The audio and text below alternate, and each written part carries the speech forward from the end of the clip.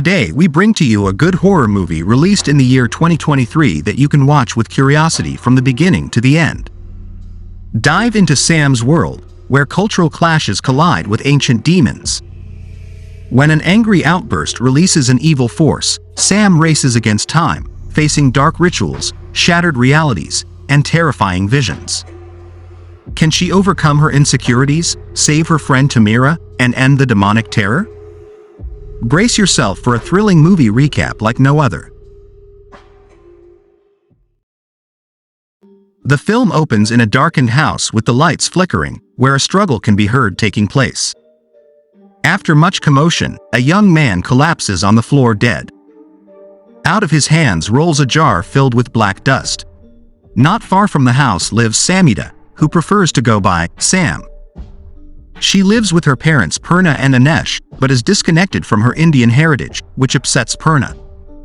She tries to remind Samida that she needs to help her make food for an upcoming puja celebration.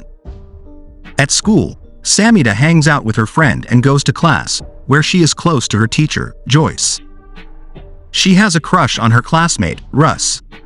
Another girl, Tamira, arrives to class late, with her appearance looking like she hasn't slept in days. Samida and Tamira used to be best friends until they fell out and split up. Tamira is also carrying the black jar from the young man's house. Joyce suggests to Samida that she ought to check on Tamira, but Samida doesn't think it's her business. Tamira is seen walking home with a dead animal in her backpack and places part of its carcass inside the jar to feed whatever is inside.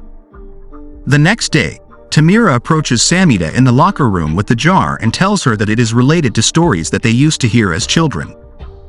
She claims to have found it from the abandoned house after saying it was calling to her. Samida dismisses her as just being weird and hits the jar out of Tamira's hands, causing it to fall and shatter. Tamira leaves in a panic, dropping a little book with the initials KC written on it. Samida follows her and tries to return the book, but Tamira starts screaming when she thinks she sees something behind Samida. She runs to get help, but something begins pulling on Tamira's hair and takes her before Samida can return with Joyce. A search begins for Tamira, with her mother filing a missing persons report. Elsewhere, Tamira is being kept prisoner in an unknown location, and the entity from the jar appears to be feeding off of her arm. Samida later attends the puja, where the guests say a prayer for Tamira. She overhears another woman mentioning the Chowdhury family, so Samida asks Anesh about them. He tells his daughter that the family appeared to be broken and running from something, while the elder son Karan fell victim to an unknown cause after he was said to have a promising future. Feeling uncomfortable, Samida starts to change her clothes and leave the puja. While Purna protests, Anesh allows her to leave. Samida rides her bike to the school and looks through the book that Tamira had, which belonged to Karan. There are numerous writings that have been smudged from water, along with horrifying ghostly images. She later joins Russ at a beach party at night with other classmates. They dance for a bit until it starts to rain, and Russ offers to give Samida a ride. She shows him Karan's book and expresses concerns over what she found. Russ drives Samida to the Chowdhury house, where the jar was found by Tamira. They come across drawings on the walls similar to what Samida found in Karan's book, including an image of an entity either coming out of or going inside a young man. Samida and Russ flee when they hear police sirens. At night, Samida appears to have a nightmare where she is haunted by the entity. The next day, Purna scolds Samida for bailing on the puja, to which Samida responds by snapping at her mom. She then goes to meet with Russ by a swing set and tells her that she used to be best friends with Tamira until they got to high school, and how she also felt like people looked at her weird after the incident with Karan, implicitly due to them both being Indian. After a moment, Russ asks if he can kiss Samida, and she lets him. She then hears a voice from the house nearby calling her name. The entity then attacks Russ, tangling the chains of the swings around him before something violently bites into him and thrashes him around until he is dead. After the police come, Samida returns home and hears her parents arguing about her. She goes to bed and sees a vision of Tamira trapped in her current state. Purna and Anesh try to get Samita to talk to them, but she cannot bring herself to tell them what is going on. At school, Joyce talks to Samita after noticing her looking disheveled, but Samita screams after feeling the entity's presence around her.